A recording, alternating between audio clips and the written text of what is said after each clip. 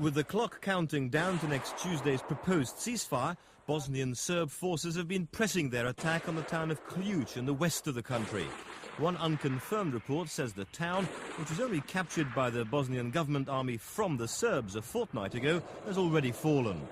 It is proof of the current seesaw nature of the conflict, and that both sides are trying to take as much land as possible before the ceasefire freezes front lines. The blueprint laid down yesterday for the eventual peace agreement has leaders of all warring parties coming together in the USA by the end of the month. What it doesn't clear up is the status of the Bosnian Serb leaders Radovan Karadzic and General Ratko Mladic. They've been indicted as suspects by the War Crimes Tribunal in The Hague, which today made clear what would happen to them if they travelled abroad to attend peace talks. They will be arrested since they have been indicted the 25th of July 1995. The tribunal did issue, along with the indictment, warrants for the arrest of both accused.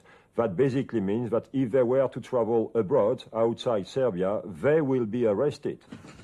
The War Crimes Tribunal in The Hague was set up by the United Nations, which is one of the institutions working towards a peace agreement in Bosnia. There could be a conflict of interest if the two accused leaders were only prepared to sign a deal if they were given immunity.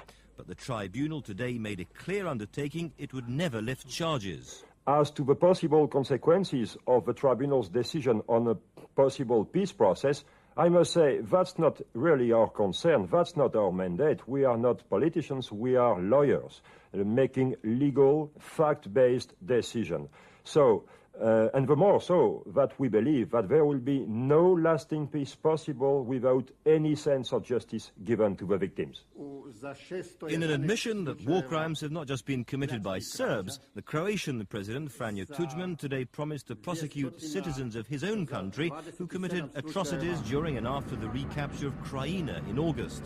He said 24 people had been arrested in connection with the killings of 36 Serbs. Whatever the talk of a ceasefire, in Sarajevo, UN armoured vehicles are still having to protect pedestrians from the danger of Bosnian Serb sniper bullets.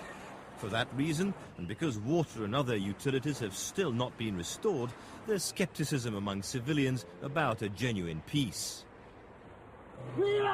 Above the Bosnian capital, the more aggressive recent role of the British Rapid Reaction Force is likely to be widened once a peace settlement is reached.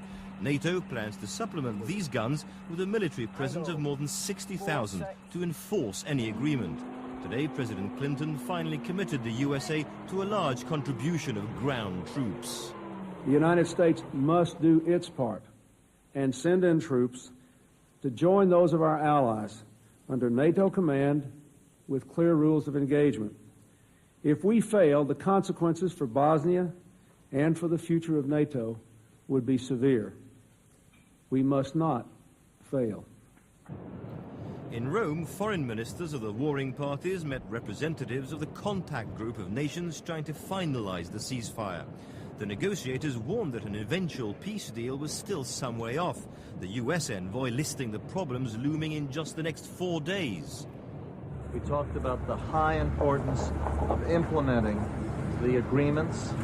We have to get the Gorazda road open, have to get the gas and electricity turned on in Sarajevo right away, and we have to get the ceasefire going right away.